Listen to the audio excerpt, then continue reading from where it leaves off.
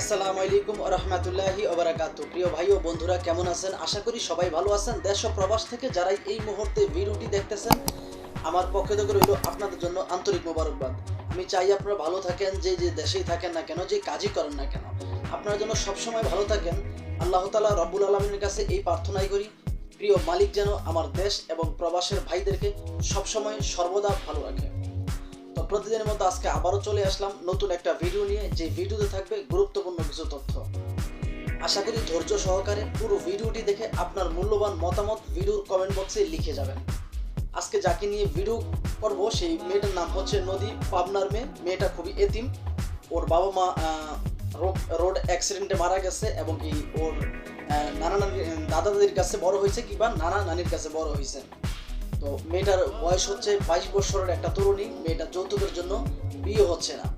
কোনো দেশ এবং প্রবাসের ভাই যদি এই মেয়েটাকে বিয়ে করে সুন্দর একটা ভবিষ্যৎ দিতে পারেন কিংবা একটা সংসার উপহার দিতে পারেন, আমি মনে করি আল্লাহ তাআলার কাছে ভালো হবেন। কেননা আমাদের প্রিয় নবী হযরত মুহাম্মদ সাল্লাল্লাহু আলাইহি ওয়াসাল্লাম উনিও কিন্তু এতিম ছিলেন এবং কি উনি বলে গেছেন, কোনো মানুষের মন যদি কঠিন হয়, মন যদি শক্ত হয়, তাহলে এতিম মানুষের মাথায় যেন হাত বোলায়, তাহলে ওনার মন নরম হয়ে যাবে।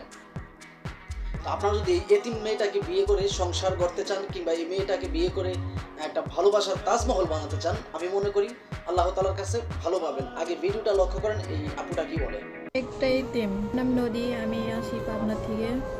তো আমার বয়স হচ্ছে 22 বছর।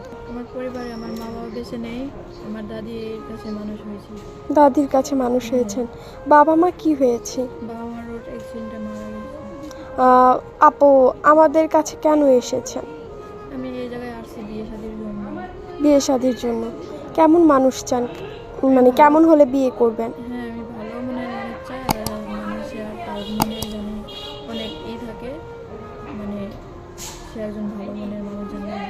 আপু মানুষ তো এমনি বাইরে থেকে চেনা জানা, সবাইকে দেখতে ভালো মনে হয়, তাহলে কিভাবে চিনবেন? তারপরেও একটা মানে হলে একটু ভালো হতো, এই জন্য।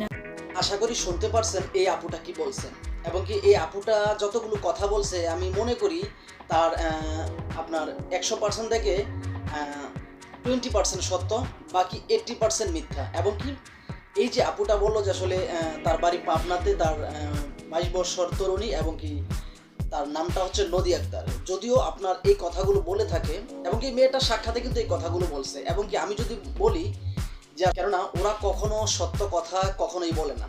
ওরা নিজেকে এক একটা ভিডিও করে এক একভাবে নিজে উপস্থাপন করে, যাতে মানুষ কখনো বুঝতে না পারে একটা মেয়েই 10টা ভিডিও করছে। এটা হচ্ছে মূলত ওদের একটা অভ্যাস কিংবা মূলত ওদের এগুলো হচ্ছে একটা পেশা। আপনি যেমন বিভিন্ন কোম্পানিতে বিভিন্ন ফ্যাক্টরিতে চাকরি করেন বেতনের জন্য, ঠিক তেমনি এই মেয়েগুলো কিন্তু এই ভিডিওগুলো তৈরি করে, ভিডিওগুলো করতে হেল্প করে দালাল যে ইউটিউবার আছে, ওই ইউটিউবারকে হেল্প করে শুধুমাত্র টাকার জন্য। কেননা প্রত্যেকটা ভিডিওতে মেয়েরা পারিশ্রমিক হিসেবে কোনো মেয়ে 1000, কোনো মেয়ে 2000, কোনো মেয়ে 3000 টাকা। এবং কি যেই মেয়েটা যত বেশি ফেমাস, যেই মেয়েটা যত বেশি সুন্দরী এবং কি যেই মেয়েটা যত বেশি ভাইরাল, যেই মেয়েটার ভিডিও মানুষ বেশি দেখে, সেই মেয়ের ভিডিওর ডিমান্ড তত বেশি। এটা আমার কথা না, এটা যারা এই সমস্ত ভিডিওর সাথে আপনার জড়িত আছে তারাই এই কথাগুলো বলে। এবং কি ওরা কিন্তু মূলত টাকার জন্যই কিন্তু এই ভিডিওগুলো করে।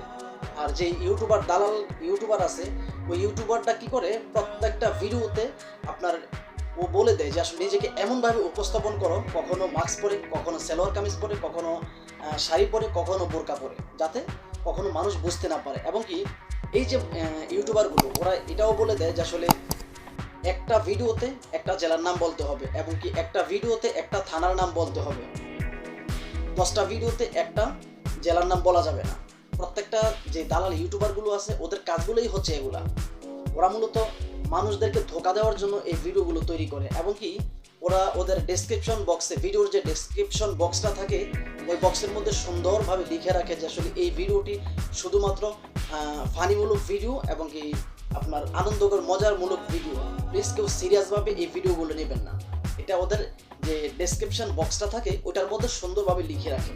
কিন্তু ওরা এই কথাগুলো লিখে রাখার একটাই কারণ হচ্ছে যাতে ওরা কখনো আইনি কোনো জটিলতায় না পড়ে, এই জন্য এই কথাগুলো লিখে রাখে। আর ওরা কিন্তু প্রত্যেকটা ভিডিওতে আপনার ফোন নাম্বার কিন্তু ঠিকই দিয়ে দেয়। ফোন নাম্বারগুলো টিকে দিয়ে দেয় এবং কি এই ফোন নাম্বারগুলো কিন্তু হচ্ছে যে দালাল ইউটিউবার, ওই ইউটিউবারের এই ফোন নাম্বারগুলো।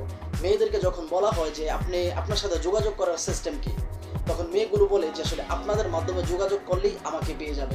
কেন এই মেয়ের হাতে কি ফোন নাই? মেয়েটাকে বলে যে ওর হাতে ফোন নাই। অবভিয়াসলি এই প্রত্যেকটা মেয়ের হাতে কিন্তু ফোন আছে। বর্তমান যে সময়, এই সময়ে আপনার যে ফকির যে ভিক্ষা করে, সেই ভিক্ষুকের হাতেও কিন্তু একটা স্মার্টফোন থাকে, আর এই মেয়েগুলো বলে ওদের হাতে ফোন নাই। আপনি যদি এই কথাগুলো বিশ্বাস করেন, আমি মনে করব আপনি এখনো 2025 সালে এসে এখনো আপনি বোকার স্বর্গে বাস করতেছেন। একটা সময় ছিল যখন ফোন বা মোবাইল নতুন নতুন বের হয়েছে, তখন পুরো গ্রামের মধ্যে ঘাটলে একটা গ্রামের মধ্যে হয়তো একজন কিংবা দুইজন প্রভাবশালী মানুষ ব্যবহার করতো। কিন্তু বর্তমান যে সময়, এই সময়ের মধ্যে আপনার হাতে একটা ঘরে 3টা-4টা করে ফোন থাকে। শুধু একটা ঘরে একটা ফোন থাকে না, 3টা-4টা করে ফোন থাকে। আর এই মেয়েগুলো বলে আমার হাতে ফোন নাই। যদি শুধু এই মেয়েটা বলতো যে আসলে আমার হাতে ফোন নাই, তাহলে হয়তো আসলে কথাটা যুক্তিযুক্ত বিশ্বাস করা যেত। প্রত্যেকটা মেয়ে, যতগুলো মেয়ে ভিডিও করে, প্রত্যেকটা মেয়েই বলে আমার হাতে ফোন নাই, আপনাদের মাধ্যমে যোগাযোগ করবে। এবং প্রত্যেকটা ভিডিওতে ইউটিউবার যে দালালটা আছে, ওই দালালটার আপনার হোয়াটসঅ্যাপ নাম্বার, ইমো নাম্বার দেওয়া হয়। এবং কি যদি কোনো মানুষ তাদের কথা বিশ্বাস করে আপনার এই ইমো হোয়াটসঅ্যাপ নাম্বারে কল করে ফোন দেয়, তখন সেই ইউটিউবার একটা ডিমান্ড দাবি করে যে এই মেয়েটার কাছে তো ফোন নাই, আপনি আমাকে 4-5 হাজার টাকা দেন, তাহলে আমি আপনাকে এই মেয়েটার একটা ফোন কিনে মেয়েটাকে দিব, তারপর আপনি এই মেয়েটার সাথে কথা বলতে পারবেন ভিডিও কলে। যখন এই কথাগুলো কোনো অনেক প্রবাসী শোনে, তখন টাকা দিয়ে দেয়। কিন্তু আজও তো একটা আবার বুঝতে চায় না যে আসলে এই দালালগুলো যে কথাগুলো বললো, এই কথাগুলো আসলে কতটুকু যুক্তিযুক্ত, একটা আবারও বুঝতে চায় না। কিন্তু আপনি বোঝেন তখন যখন দেখেন যে আপনার টাকা নিয়ে আপনাকে ব্লক করে দিয়েছে, আপনি তখন বুঝেন, কিন্তু এর আগে বুঝতে চান না। যাই হোক, আমি শুধু আপনাদের কাছে এটাই বলবো যে এই ভিডিও থেকে যথেষ্ট পরিমাণ দূরে থাকবেন, আশা করি ভালো থাকতে পারবেন। যদি এই ভিডিওর সাথে আপনি জড়িয়ে যান, আমি মনে করব আপনার দেউলিয়া হতে বেশি সময় লাগবে না, কেননা ওরা শুধু টাকার জন্যই আসে, বিয়ে বসতে আসে না। তো যাই হোক, এই ভিডিওটি আসলে কাউকে উদ্দেশ্য করে বানানো হয়নি, শুধুমাত্র সতর্কমূলক ভিডিও। প্লিজ কেউ খারাপ মন্তব্য করবেন না। ভিডিওটি ভালো লাগলে লাইক, কমেন্ট, শেয়ার এবং চ্যানেলটি সাবস্ক্রাইব করে আপনাদের পাশে থাকার সুযোগ দিবেন। আমি সবসময় বলে আসি যে আমার এই ভিডিওগুলো শুধুমাত্র প্রবাসী যে ভাইয়েরা আছেন, আপনাদেরকে উদ্দেশ্য করে কিন্তু এই ভিডিওগুলো আমি তৈরি করি, যাতে আমার একটা ভিডিও হলো কোনো প্রবাসী দেখে যদি একটু সচেতন হয়, আমি মনে করি আমার ভিডিও সাকসেস। কেননা এই ভিডিওতে আমি প্রত্যেকটা ভিডিওতে বিভিন্ন মেয়েদেরকে নিয়ে উপস্থাপন করি, আপনাদের সামনে সত্যটা তুলে ধরি, কখনো মিথ্যার আশ্রয় নেই না। কেননা মিথ্যা বলা আমার পেশা না, আমি কখনো মিথ্যা কথা বলা পছন্দ করি না। সত্য কথা বলতে মরে যাব, কিন্তু মিথ্যা কথা বলবো না, আমি এমন একজন মানুষ। তো যাই হোক, আশা করি ভিডিওটি শেয়ার করে দেবেন এবং যদি ভালো লেগে থাকে চ্যানেলটি সাবস্ক্রাইব করবেন। ভালো থাকবেন, সুস্থ থাকবেন, আপনাদের জন্য সবসময় শুভকামনা। খোদা হাফেজ।